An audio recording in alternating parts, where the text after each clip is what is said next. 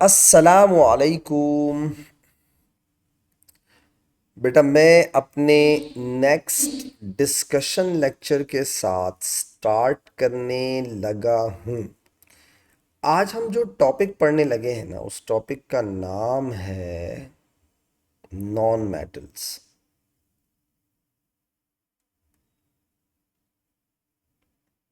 Non metals बेटा। और इस नॉन मेटल के अंदर हम क्या क्या पढ़ेंगे बेटा? इसके अंदर हम पढ़ेंगे nitrogen, sulphur, oxygen, carbon, silicon, hydrogen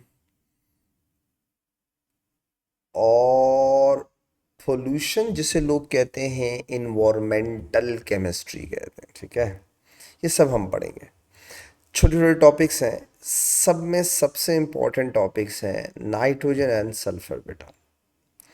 तो मैं सबसे पहले आज स्टार्ट करूंगा अपने पहले नॉन मेटल से, और उसका नाम है बेटा नाइट्रोजन। ठीक है, so we are starting from nitrogen बेटा। नाइट्रोजन का पहले एक छोटा सा इंट्रोडक्शन। सबसे पहली बात बेटा, आपको पता होना चाहिए, नहीं पता तो ये एक डाई एटॉमिक गैस है। यानी आप इसे हमेशा क्या लिखते हैं? N2, not N। हमेशा डायटोमिक गैस है।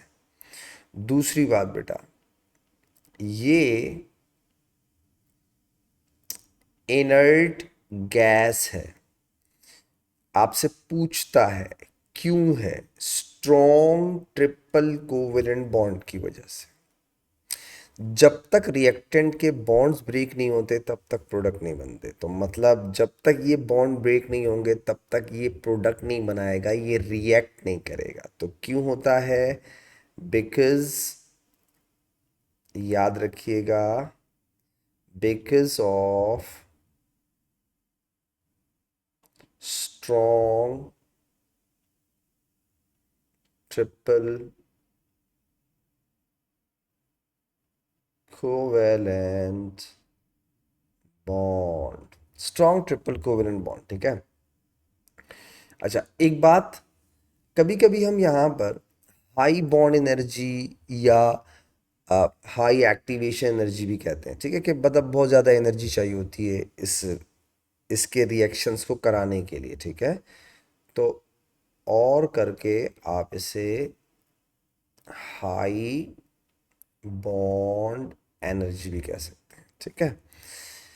तीसरी बात बेटा, about nitrogen, it is approximately, मैं एग्जैक्टली नहीं बोल रहा हूँ, अप्रोक्सीमेटली मतलब तकरीबन तकरीबन, it's approximately 79% of air.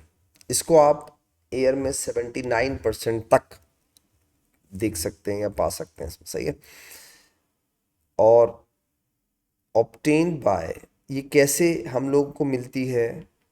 Obtained by fractional distillation, obtained by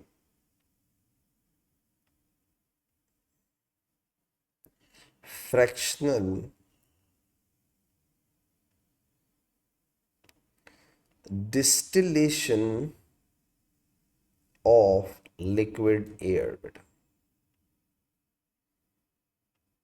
ठीक है, हमको अगर नाइट्रोजन चाहिए तो हम एयर की फ्रैक्शनल डिस्टिलेशन करते हैं बेटा, और उससे हमें ये मिल जाती है। ठीक है, तो जर्नल इंट्रोडक्शन हो गया किसका बेटा? नाइट्रोजन का। हम लोग नाइट्रोजन से रिलेटेड जो पहली बात यहाँ पढ़ेंगे, बाकी बातें पोल्यूशन के अंदर है, नाइट्रोजन से रिलेटेड यहाँ पे जो पहली बात पढ़ेंगे बेटा, वो है हैबर प्रोसेस, जो हम डिस्कस करेंगे। ठीक है, वो है हैबर प्रोसेस। इसे लोग हैबर प्रोसेस के साथ साथ मैन्युफैक्चरिंग ऑफ अमोनिया के नाम से भी जानते हैं। लोग इसे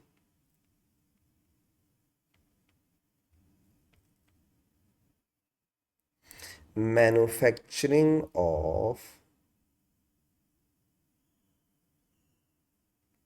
अमोनिया भी कहते हैं। एक स्टेप का रिएक्शन है, बट उसकी डिटेल बहुत ज़्यादा है सिलेबस में। जैसे फॉर एग्जांपल बेटा, आप हैबर प्रोसेस किसे कहते हैं? अगर कोई आपसे पूछे व्हाट इज हैबर प्रोसेस, तो आप बोलेंगे 3H2 gas plus N2 gas gives you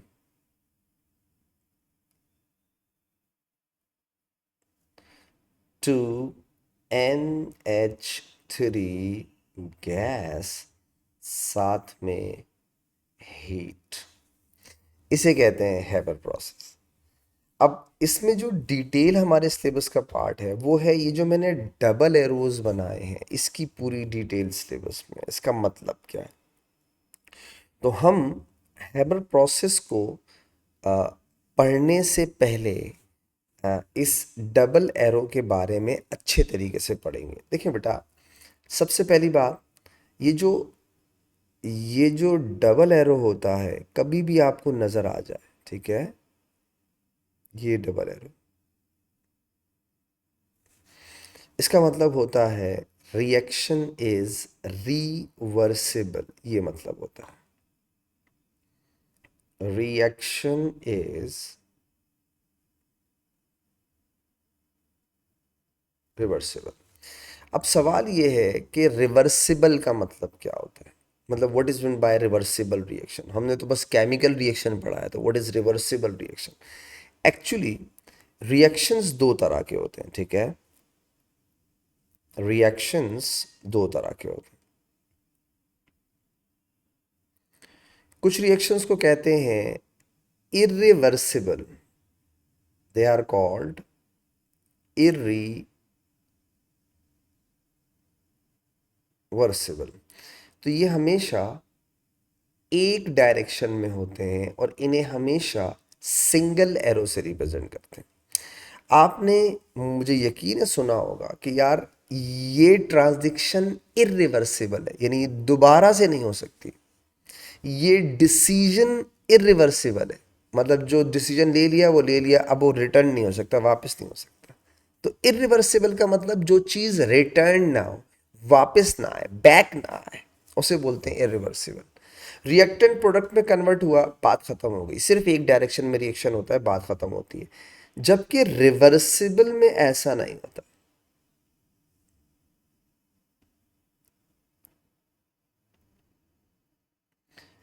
reversible reactions ऐसे रिएक्शंस को कहते हैं बेटा जो एट अ टाइम दो डायरेक्शंस में होते हैं। दो, यानी रिएक्टेंट कन्वर्ट हो रहे होते हैं प्रोडक्ट में, और प्रोडक्ट वापस से साइमल्टेनियसली किस में आ रहे होते हैं? रिएक्टेंट के अंदर। यानी ऐसे केमिकल रिएक्शन जो दो डायरेक्शंस में हो। कौन सी दो डायरेक्शंस बेटा? जब रिएक्टेंट कन्वर्ट हो रहे हों प्रोडक्ट में, यानी फॉरवर्ड डायरेक्शन में, और जब प्रोडक्ट वापस से रिएक्टेंट में कन्वर्ट हो रहे हों, यानी कि बैकवर्ड डायरेक्शन में। तो रिएक्शंस जो दो डायरेक्शंस में हो, that is forward and backward, are called reversible reaction. पहला पॉइंट जो मैंने आपको समझाया उसे मैं साथ साथ लिखूंगा ताकि बात समझ में आती रहे, ठीक है। मैंने आपसे कहा बेटा,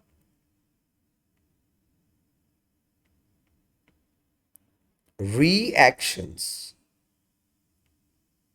which occur in two directions,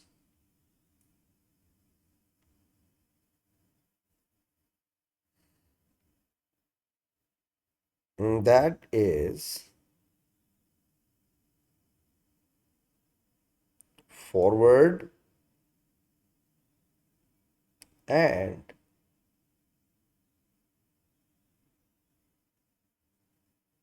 backward, सही है, are called रिवर्सिबल रिएक्शन बेटा, पहली बात समझ में आ गई। रिवर्सिबल रिएक्शंस किसे कहते हैं बेटा? ऐसे रिएक्शंस जो फॉरवर्ड और बैकवर्ड दोनों डायरेक्शन में हो, रिएक्टेंट प्रोडक्ट में कन्वर्ट हो रहे हैं और प्रोडक्ट वापस रिएक्टेंट्स में आ रहा है। अब अगली बात को सुनिएगा। देखो बेटा, आपने रिएक्टेंट यूज किया, वो प्रोडक्ट में चला गया और प्रोडक्ट वापस से रिएक्टेंट में आ रहा है, तो इसका मतलब ये हुआ ये रिएक्शन कभी खत्म नहीं होते होंगे भाई। इरिवर्सिबल रिएक्शन में क्या हुआ? आपने रिएक्टेंट लिया, प्रोडक्ट में कन्वर्ट हुआ, बात खत्म हो गई। यहां ऐसा नहीं हो रहा है। आप देखें रिएक्टेंट किस में कन्वर्ट हो रहे हैं? प्रोडक्ट के अंदर, ठीक है, हो रहे हैं। बस कुछ देर के बाद आपका प्रोडक्ट वापस से किस में आना शुरू कर देगा? रिएक्टेंट के अंदर। तो अब आप देखें, रिएक्टेंट गए प्रोडक्ट में, प्रोडक्ट आए वापस से रिएक्टेंट में, तो क्या ये रिएक्शन कभी कंप्लीट होंगे? नहीं, नेवर। ये कभी भी कंप्लीट नहीं होते, ये कभी भी एंड नहीं होते, बस चलते रहते हैं। चलते साइकिल चल रहा है ना, रिएक्टेंट वहां जा रहा है, प्रोडक्ट वापस आ रहा है, रिएक्टेंट वहां जा रहा है, प्रोडक्ट वापस आ रहा है, बात खत्म हो गई। अब सवाल ये है कि ये तो कंप्लीट ही नहीं होते, तो क्या इनमें हमें कभी भी 100% यील्ड मिलती होगी? जी नहीं, दे नेवर प्रोड्यूस 100% यील्ड। ये कभी भी आपके सारे के सारे रिएक्टेंट को प्रोडक्ट में नहीं कन्वर्ट करते। क्यों? क्योंकि प्रोडक्ट साइमल्टेनियसली वापस किस में आ रहे होते हैं? रिएक्टेंट्स के अंदर बेटा। मेरी बात समझ में आ गई? दूसरा पॉइंट जो मैंने आपको क्या समझाया बेटा, they never go for completion, कभी भी कंप्लीशन की तरफ नहीं जाते। Never produce 100% yield. क्यों? Because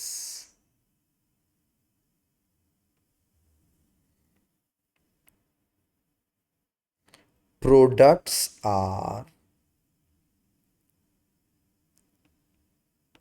converting back into reactants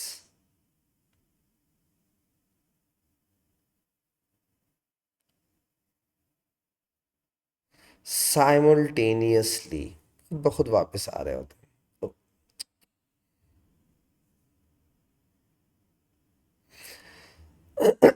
खुद ब खुद वापस आ रहे हैं, इसलिए आपको कभी भी 100% यील्ड नहीं मिलेगी। हो गई बात। अगली बात सुनिएगा। देखो, एक छोटी सी एग्जाम्पल, और ये छोटी छोटी बातें अगर आपको समझ में आ जाए ना, सुकून हो जाएगा। अगली बात सुनिए। जैसे सपोज करो बेटा, ए प्लस बी था बेटा, और वो जा रहा है सपोज सी प्लस डी में।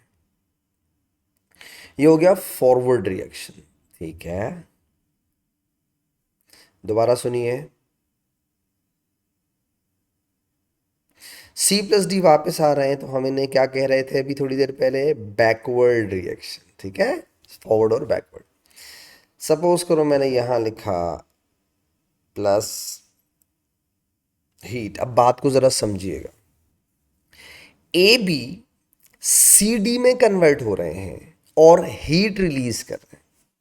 ए बी सी डी में कन्वर्ट हो रहे हैं और हीट रिलीज कर रहे हैं। तो अगर प्रोडक्ट के साथ साथ किसी केमिकल रिएक्शन में हीट भी रिलीज हो रही हो, तो आप ऐसे रिएक्शन को क्या कहते हैं? एक्सोथर्मिक। इसका मतलब फॉरवर्ड रिएक्शन क्या हुआ? एक्सोथर्मिक। क्यों? क्योंकि प्रोडक्ट बन रहा है और साथ में क्या हो रहा है? अमाउंट ऑफ हीट रिलीज हो रही है। अच्छा, अब गौर करें, इसी रिएक्शन में सी और डी को वापस आने के लिए आपने लिखा हुआ है प्लस हीट। मींस आप इसे पढ़ेंगे कैसे? आप बैकवर्ड रिएक्शन को पढ़ेंगे कैसे? आप कहेंगे C plus D plus heat give you reactants. तो बेटा आपने हीट दी, इसका मतलब है बैकवर्ड डायरेक्शन हो गया एंडोथर्मिक।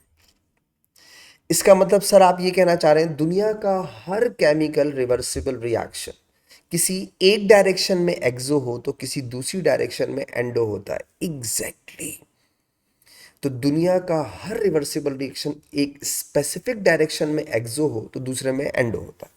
अब यहाँ पे एक सवाल है, तो हम रिवर्सिबल रिएक्शन को एक्सोथर्मिक एंडोथर्मिक दोनों बोलते हैं? जी नहीं, हम रिवर्सिबल रिएक्शंस को भी नॉर्मल रिएक्शंस की तरह सिर्फ एक्सो या सिर्फ एंडोथर्मिक ही बोलते हैं, पता है? अब सवाल ये, तो क्या सोच के बोलते हैं? जब वो दो डायरेक्शंस में हो रहे हैं, एक्सो और एंडो दोनों हो रहे हैं, तो फिर हम लोग सिर्फ एक्सो सिर्फ एंडो क्या सोच के डिसाइड करते हैं? सिर्फ फॉरवर्ड रिएक्शन सोच के डिसाइड करते हैं। सिर्फ फॉरवर्ड क्या मतलब? मैं आपको मतलब ना ऊपर वाली बात से समझाता हूं, इस वाली से। यहां देखें भाई, रिएक्टेंट प्रोडक्ट में कन्वर्ट हुए, फॉरवर्ड हुआ, प्रोडक्ट वापस रिएक्टेंट में आए, बैकवर्ड हो गया। फॉरवर्ड में चेक करें आप, अमोनिया प्रोड्यूस हुई हुई, साथ में हीट रिलीज हुई हुई, तो फॉरवर्ड क्या हुआ? एक्सो। अमोनिया को वापस आने के लिए हीट चाहिए, बिल्कुल चाहिए, तो एंडो हो गया। Haber process is called exothermic reaction. तो आप सोचो, हमने हैबर प्रोसेस को कभी भी एक्सो एंडो नहीं कहा, हम हमेशा कहते हैं इट्स एक्सोथर्मिक रिएक्शन बस। तो हमने क्या चीज देख के डिसाइड किया? Forward direction.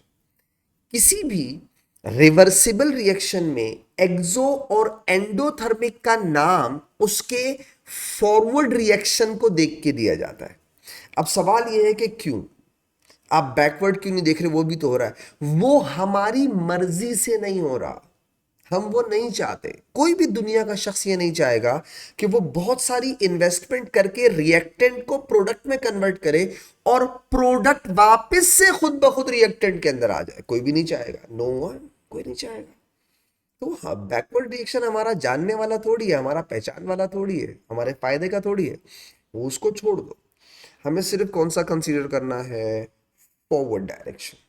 So we only consider the forward reaction in every reversible reaction to name that reaction exo or endo. आपका रिक्वायर्ड प्रोडक्ट हमेशा फॉरवर्ड डायरेक्शन में होता है, हमेशा। फॉर एग्जाम्पल अगर मैं आपको बोलूं, in Haber process what is your purpose? To make ammonia और to make hydrogen and nitrogen, तो आप क्या बोलोगे? To make ammonia. तो बेटा अमोनिया कौन सी डायरेक्शन में बन रहा है? फॉरवर्ड। फॉरवर्ड डायरेक्शन क्या है? एक्सोथर्मिक। इसीलिए हम रिवर्सिबल रिएक्शन में सिर्फ कौन सी डायरेक्शन कंसीडर करते हैं बेटा? Forward only. ठीक है, आई होप मेरा अगला पॉइंट आपको समझ में आ गया होगा। मैं इसे जो जो पॉइंट समझाता जाऊंगा उसे साथ साथ लिखवाता भी जाऊंगा, भूल नहीं जाओ। तो मेरा नेक्स्ट पॉइंट है बेटा, if a reversible reaction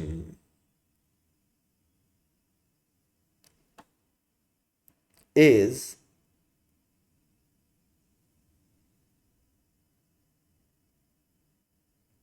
exothermic in one direction,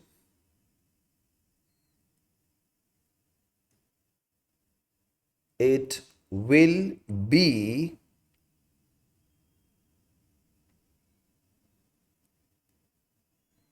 endothermic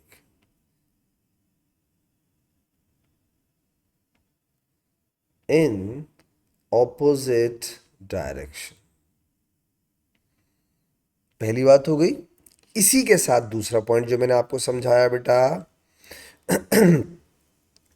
we only consider we only consider forward reaction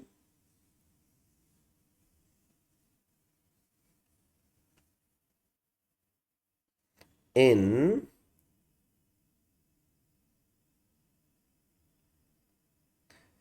reversible reactions because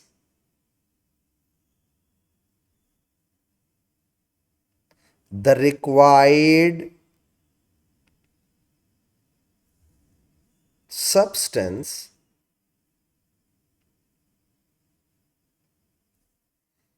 is present in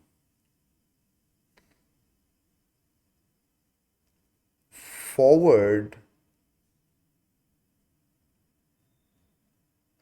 direction. सही है, तो हमारा जो रिक्वायर्ड प्रोडक्ट होता है वो फॉरवर्ड डायरेक्शन में होता है। इसीलिए हम लोग सिर्फ रिवर्सिबल रिएक्शन में कौन सी डायरेक्शन को कंसीडर करते हैं बेटा? फॉरवर्ड वाली को। ठीक है, अगली बात को समझिएगा। देखो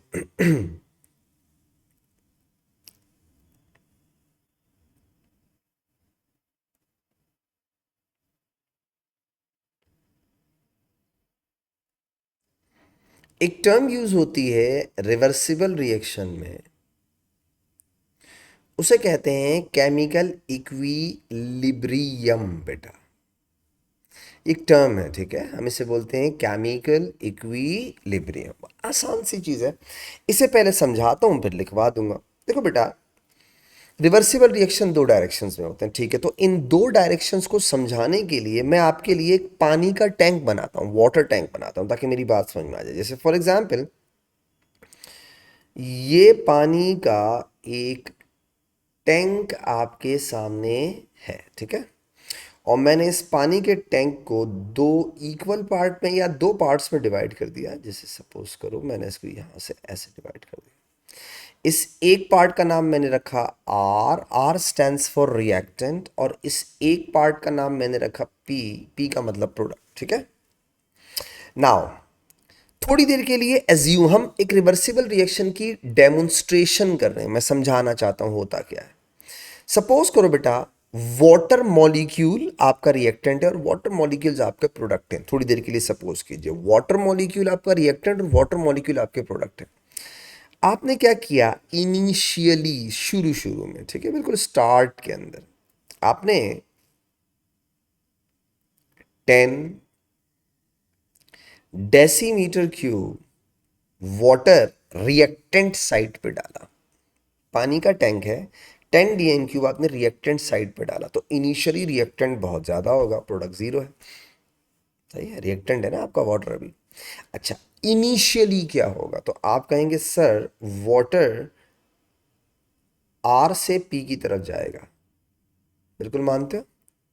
अच्छा, अब मेरा दूसरा सवाल है, चलो आर से पी की तरफ मूव कर रहा है। सवाल यह है, जब आर से पी की तरफ मूव कर रहा होगा तो क्या हो रहा होगा?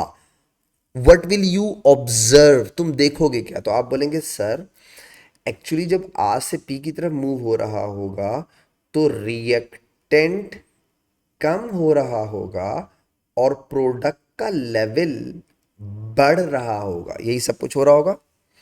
आखिरी सवाल, कब तक हो रहा होगा? नहीं, सेकंड लास्ट क्वेश्चन, कब तक हो रहा होगा? सर जब तक दोनों तरफ का लेवल इक्वल ना हो जाए।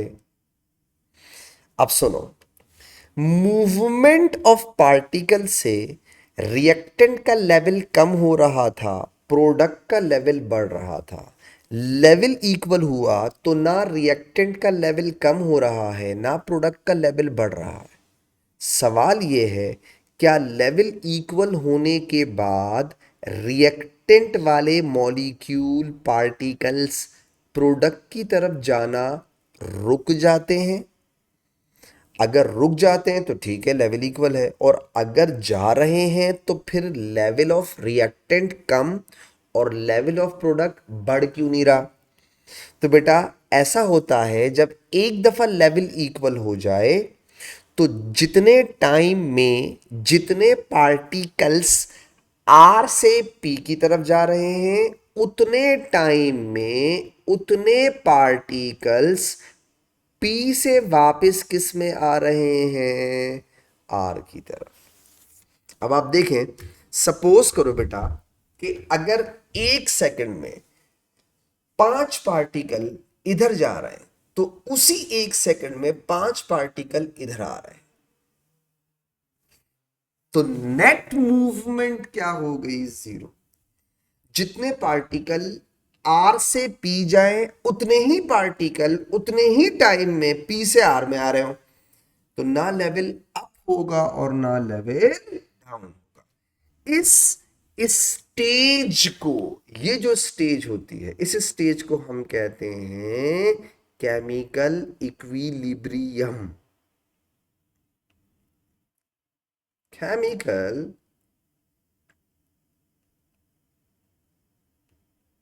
इक्विलिब्रियम ऐसी स्टेज किसी रिवर्सिबल रिएक्शन में जब मूवमेंट ऑफ फॉरवर्ड और मूवमेंट ऑफ बैकवर्ड पार्टिकल्स का रेट इक्वल हो जाए, हम उसे क्या बोलते हैं? Chemical equilibrium. तो पानी के टैंक से जरा डेमोन्स्ट्रेट अच्छा हो जाता है। तो मैंने आपसे क्या कहा, मैं उसे लिखूं, stage in a reversible reaction,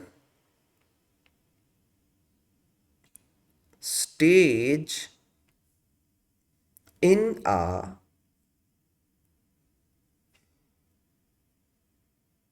reversible reaction when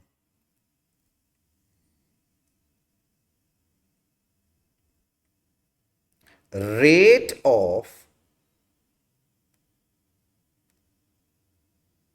forward reaction, rate of forward reaction is equal to rate of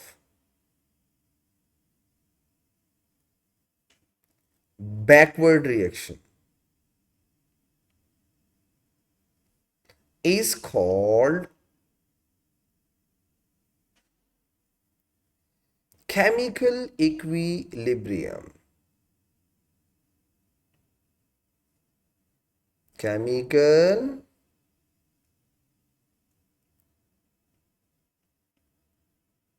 equilibrium. और एक छोटी सी बात और बताता हूं, देखो, कुछ लोग केमिकल इक्विलिब्रियम की एक और डेफिनेशन भी करते हैं, और वो भी बहुत आसान है, कोई इशू नहीं है, कोई रॉकेट साइंस नहीं है, बहुत सिंपल सी बात है। आप थोड़ा गौर करेंगे बात समझ में आ जाएगी। आपने 10 डीएम क्यूब पानी डाला, इनिशियली रिएक्टेंट ज्यादा था, प्रोडक्ट कम था। तो इनिशियली क्या हो रहा था, शुरू शुरू में क्या हो रहा था, रिएक्टेंट कम होता जा रहा था, प्रोडक्ट बढ़ता जा रहा था, रिएक्टेंट कम होता जा रहा था, प्रोडक्ट बढ़ता जा रहा था। आप सोचें, जब इक्विलिब्रियम आ गया तो क्या अब रिएक्टेंट कम हो रहा है? नहीं। क्या अब प्रोडक्ट इंक्रीज हो रहा है? नहीं। यानी शुरू से लेकर के इक्विलिब्रियम तक आपका रिएक्टेंट कम होता जा रहा था, प्रोडक्ट बढ़ता जा रहा था। लेकिन जब इक्विलिब्रियम आ गया तो ना अब रिएक्टेंट कम हो रहा है, ना प्रोडक्ट बढ़ रहा है, ना प्रोडक्ट कम हो रहा है, ना रिएक्टेंट बढ़ रहा है। क्यों? Rate of movement of forward, rate of movement of backward बराबर हो गई। तो मैं कह सकता हूं, इक्विलिब्रियम आने के बाद, rate of forward rate of backward reaction equal होने के बाद, आपके रिएक्टेंट और आपके प्रोडक्ट की अमाउंट कांस्टेंट हो जाती है। सेम मत बोलना, कांस्टेंट मतलब अब नहीं चेंज होगी वो, या उसकी कॉन्सेंट्रेशन क्या हो जाती है, कांस्टेंट हो जाती है। तो कुछ लोग केमिकल इक्विलिब्रियम की डेफिनेशन इसको थोड़ा ऑल्टर करके भी करते हैं, लेकिन कहते हैं स्टेज इन रिवर्सिबल रिएक्शन, हमने बोला rate of forward rate of backward, ये लिख लो। और एक और डेफिनेशन भी लिख सकते हो आप, और वो है, मैं लिख देता हूं, कि stage in a reversible reaction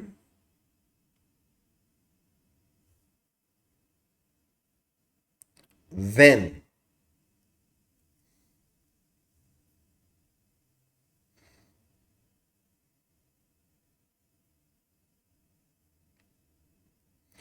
concentration of reactants and concentration of product and concentration of products remain constant। तो कुछ लोग यूं भी बोलते हैं, अच्छा, ये जो सेकंड वाली डेफिनेशन है, फिर इसे ए लेवल्स में पूरी डिटेल के साथ पढ़ते हैं। ओ लेवल्स में बस आपको पता होना चाहिए कि हाँ, आप इसको यूं भी लिख सकते हैं, दैट्स इट। ठीक है, तो आई होप बात समझ में आ गई होगी इसको। तो एक ही बात है, कोई बोले फॉरवर्ड बैकवर्ड का रेट बराबर हो जाए, कोई बोले रिएक्टेंट और प्रोडक्ट की कॉन्सेंट्रेशन कांस्टेंट हो जाए, तो बेटा घबराइएगा मत, एक ही बात है। अब आते हैं केमिकल इक्विलिब्रियम को थोड़ा कैटेगराइज करते हैं। देखिए बेटा, ये देखो, ये पेन, ये पेंसिल है, ये मेरे हाथ पे रखी हुई है, पता नहीं आपको नजर आ रही है नहीं आ रही है बेटा, तो ये पेंसिल मैंने अपने हाथ पे रखी हुई है, ये पेंसिल इक्विलिब्रियम पे है, क्यों मूवमेंट नहीं है, इक्विलिब्रियम पे है। और ये जो मैंने आपके सामने ये जो बनाया हुआ है, मैंने वाटर टैंक बनाया हुआ है, इस वाटर टैंक के अंदर भी इक्विलिब्रियम आया हुआ है। फर्क क्या है? वो जो इक्विलिब्रियम आपको नजर आ रहा है, केमिकल इक्विलिब्रियम, उसमें मूवमेंट ऑफ पार्टिकल्स हो रही है, सही है, उसमें मूवमेंट ऑफ पार्टिकल्स हो रही है।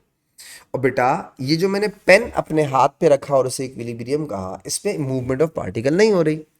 तो जब मूवमेंट ऑफ पार्टिकल किसी इक्विलिब्रियम में ना हो रही हो तो उसे स्टैटिक कहते हैं, और अगर मूवमेंट ऑफ पार्टिकल्स हो रही हो तो उसे डायनामिक कहते हैं। ये तो मैं आपको इंफॉर्मेशन दे रहा हूं। तो इक्विलिब्रियम दो तरह के हो गए, ठीक है, पहले बैकग्राउंड देखिएगा फिर आगे चलते हैं। छोटे छोटे बैकग्राउंड है।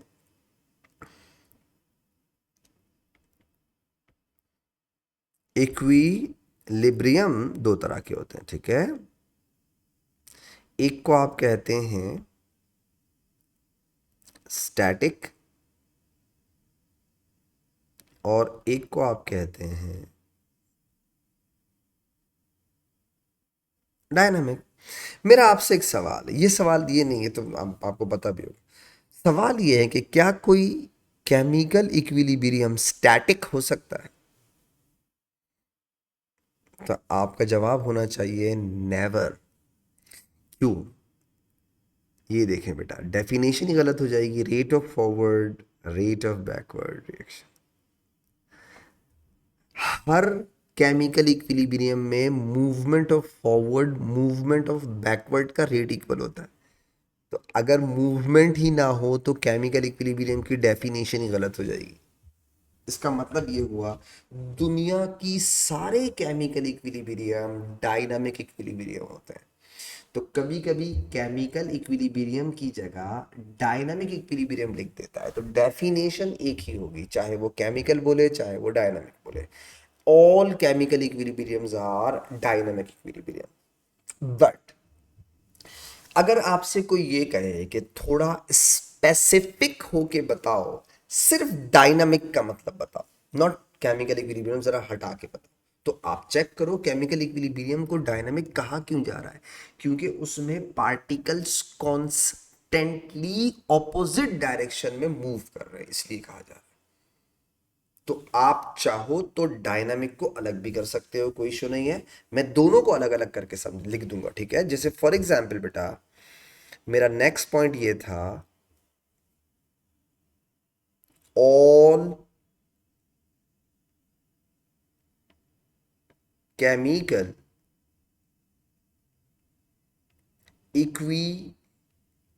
Equilibriums are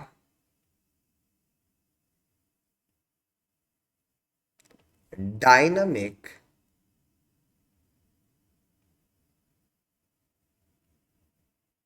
equilibriums. All chemical equilibriums are dynamic equilibriums. Dynamic equilibrium किसे कहते हैं बेटा? और चला देता हूं, एन, ये मैं और स्पेसिफिक होकर बताता हूं, ठीक है, बिल्कुल और डेप्थ में जाके बताता हूं कि डायनामिक की बताओ डेफिनेशन, बता देते हैं। An equilibrium in which particles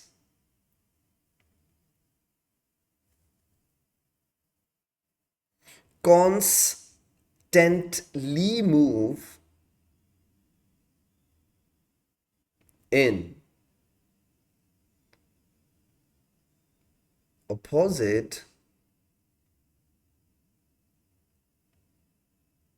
direction, हम उसे क्या बोलते हैं?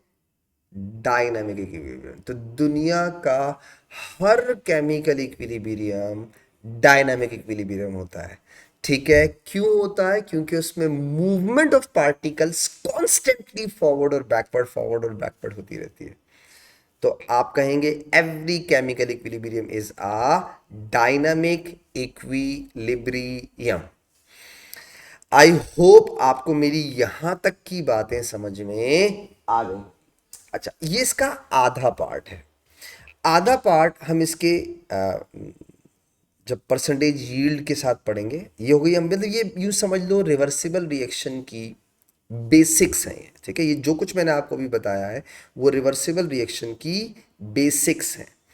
आते हैं, हमने रिवर्सिबल रिएक्शन स्टार्ट किया हैबर प्रोसेस से। तो बेटा हैबर प्रोसेस बेसिकली था क्या, तो वहीं से कंटिन्यू करूंगा। ये जितनी बातें मैंने आपको बताई ये सब रिवर्सिबल रिएक्शन, वो जो डबल एरो मैंने बनाया है उसकी बेसिक्स का था। अब हम चलते हैं आगे। सबसे पहला point, 3H2 gas plus N2 gas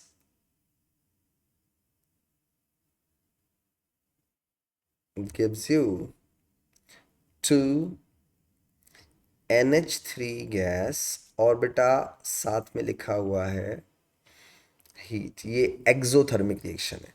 सबसे पहली चीज जो आपको पता होनी चाहिए इस रिएक्शन के होने की कंडीशंस। सवाल, अभी थोड़ी देर पहले तो आपने कहा नाइट्रोजन इनर्ट होती है, हाँ।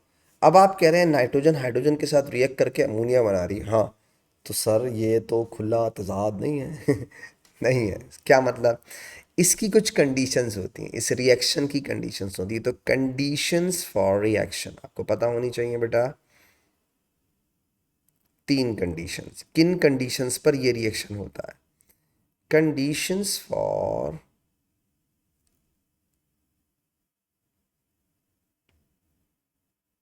रिएक्शन बेटा,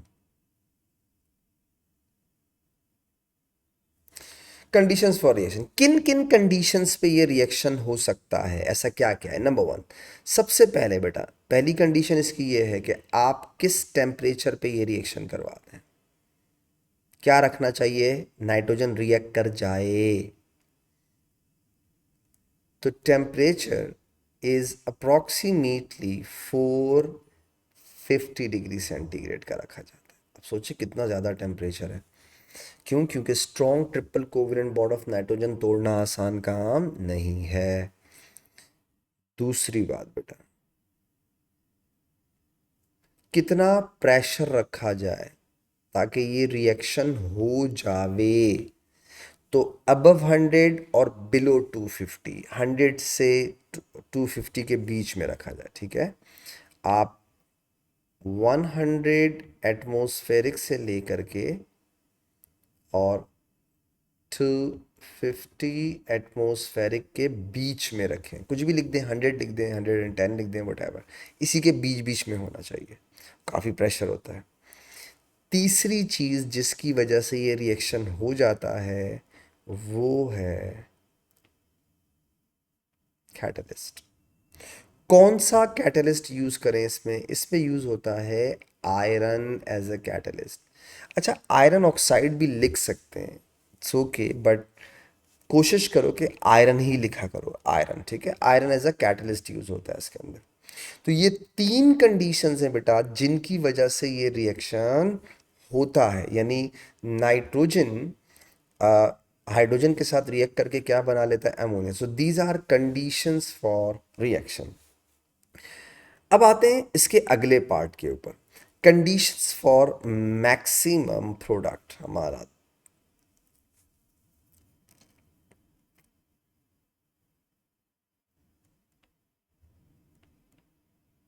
कंडीशन फॉर मैक्सिमम यील्ड या प्रोडक्ट, ठीक है। सबसे पहला सवाल तो ये है, आपने ये हेडिंग डाली क्यों? क्योंकि अभी थोड़ी देर पहले हमने एक चीज़ पढ़ी, किसी भी रिवर्सिबल रिएक्शन में 100% यील्ड नहीं मिलती। क्यों नहीं मिलती? क्योंकि कुछ देर के बाद आपका प्रोडक्ट वापस से किस में कन्वर्ट होना शुरू हो जाता है? रिएक्टेंट के अंदर। तो क्या करें? हमें तो यील्ड ज़्यादा चाहिए, हमें तो प्रोडक्ट ज़्यादा चाहिए, तो ऐसा क्या किया जाए कि हमारा प्रोडक्ट ज़्यादा हो जाए, हमें ज़्यादा से ज़्यादा प्रोडक्ट मिले। तो हम पहले इसे हैबर प्रोसेस से पढ़ लेते हैं, ज़रा समझ लेते हैं बात को, ठीक है। तो ऐसी कौन सी कंडीशंस हैं जो अप्लाई करने से हम अपने प्रोडक्ट की यील्ड बढ़ा सकते हैं, भले 100% ना मिले लेकिन कुछ ऐसा हो जाए कि हमारा प्रोडक्ट ज़्यादा हो जाए। अच्छा, अब यहाँ पे पहले मैं एक छोटा सा बैकग्राउंड आपको समझाता हूँ, वो सुनिएगा। देखो बेटा, अगर जैसे फॉर एग्जांपल हम पढ़ रहे हैं हैबर प्रोसेस ना, तो मैंने लिखा 3H2 गैस प्लस, तो कुछ छोटा सा बैकग्राउंड है, अगर आप इसे दिमाग में रखेंगे ना तो मेरी बातों को समझना बहुत आसान हो जाएगा, बहुत आसान हो जाएगा। देखिए बेटा,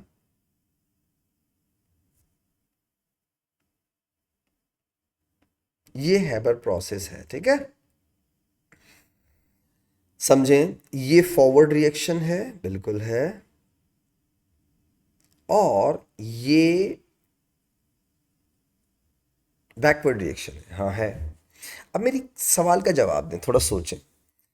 अगर आप कहते हैं कि आपको प्रोडक्ट की यील्ड बढ़ानी है, यानी आपको अमोनिया की अमाउंट बढ़ानी है रिएक्शन के अंदर, तो इसका मतलब आप ऑल्टरनेटिवली ये चाह रहे हैं कि आपका रिएक्शन फॉरवर्ड ज्यादा जाए और आपका reaction backward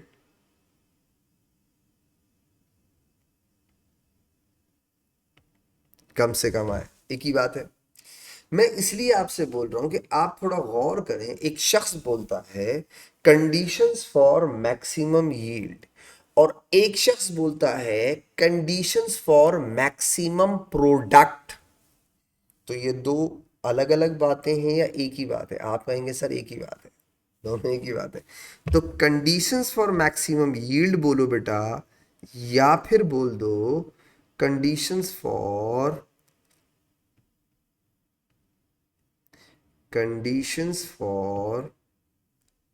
maximum forward reaction.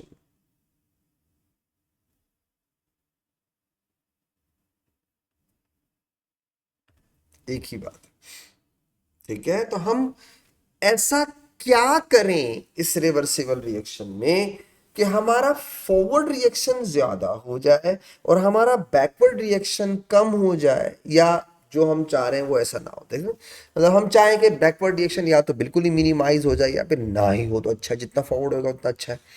मैं आपको समझाऊंगा एक एक करके, ठीक है, वन बाय वन सब कुछ समझाऊंगा। सबसे पहली कंडीशन हम क्या यूज कर सकते हैं फॉरवर्ड डायरेक्शन के लिए? अमाउंट और कॉन्सेंट्रेशन।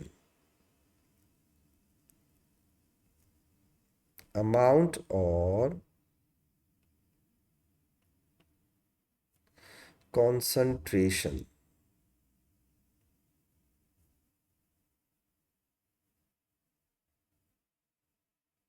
जरा समझिएगा बात को।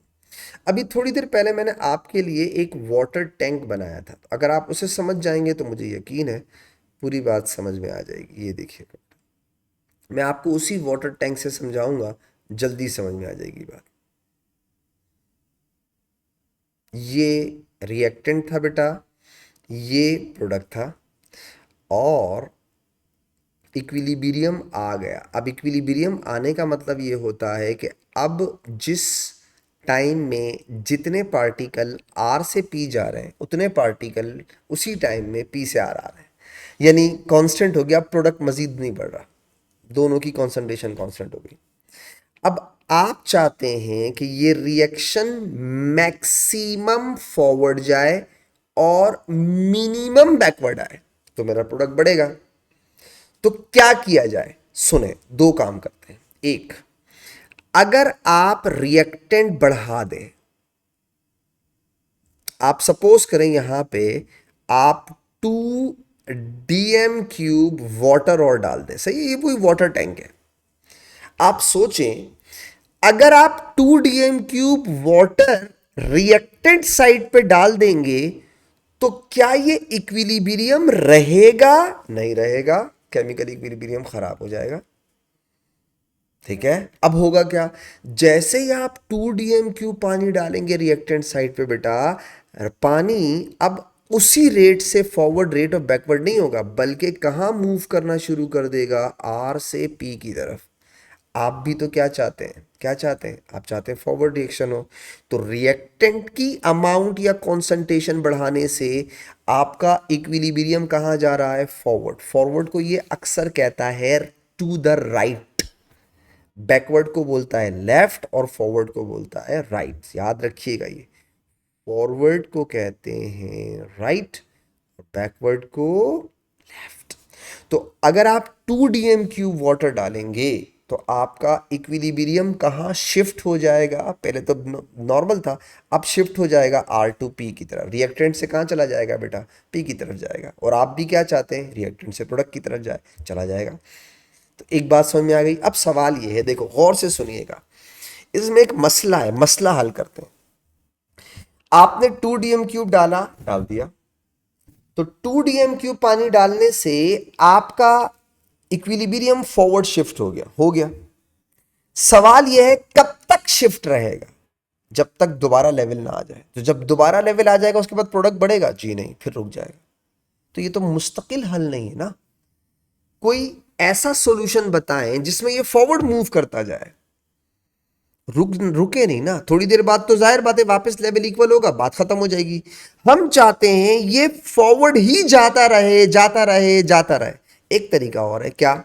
दो काम करो, रिएक्टेंट साइड पर पानी डालते जाओ, प्रोडक्ट साइड से पानी निकालते जाओ। कैसा? अब देखो, एक तरफ से एडिशन करते जाओ, एक तरफ से सब्ट्रैक्शन करते जाओ, तो क्या कभी भी आपका इक्विलिब्रियम आ पाएगा? नहीं आ पाएगा। यानी कभी भी आपकी अमाउंट ऑफ प्रोडक्ट कांस्टेंट हो सकेगी? नहीं।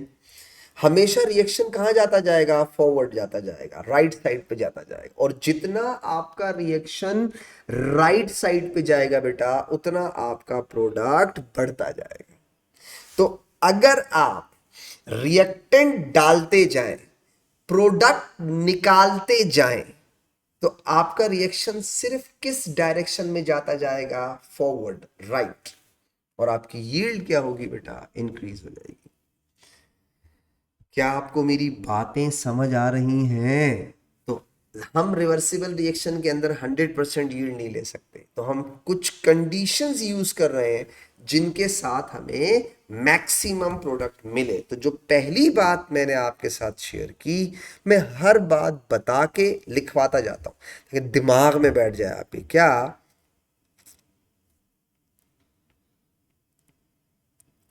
इंक्रीज इन अमाउंट या concentration of reactants and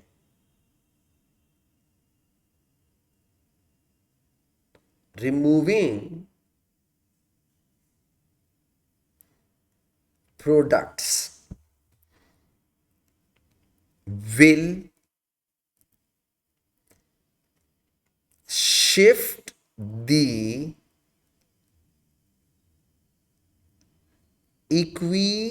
equilibrium towards right. Right का मतलब forward, forward reaction,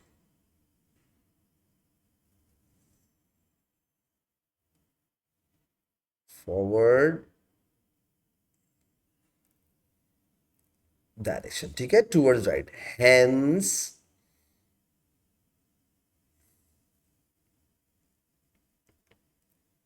yield of products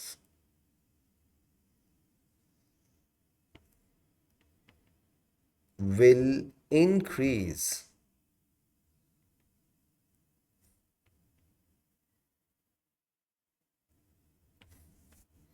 तो जब आपसे कोई पूछे यार कोई मशवरा दो, रिवर्सिबल रिएक्शन में 100% यील्ड नहीं मिलती, कोई मशवरा दो कि प्रोडक्ट की यील्ड बढ़ा दूं, प्रोडक्ट ज़्यादा हो जाए, ज़्यादा से ज़्यादा फॉरवर्ड डायरेक्शन में जाए, तो आप उसे क्या मशवरा देंगे? पहला मशवरा, अपने रिएक्टेंट बढ़ाते जाओ और अपने प्रोडक्ट को रिमूव करते जाओ। तो आपका रिएक्शन सिर्फ किस डायरेक्शन में होता जाएगा? फॉरवर्ड होता जाएगा, राइट साइड पे जाता जाएगा।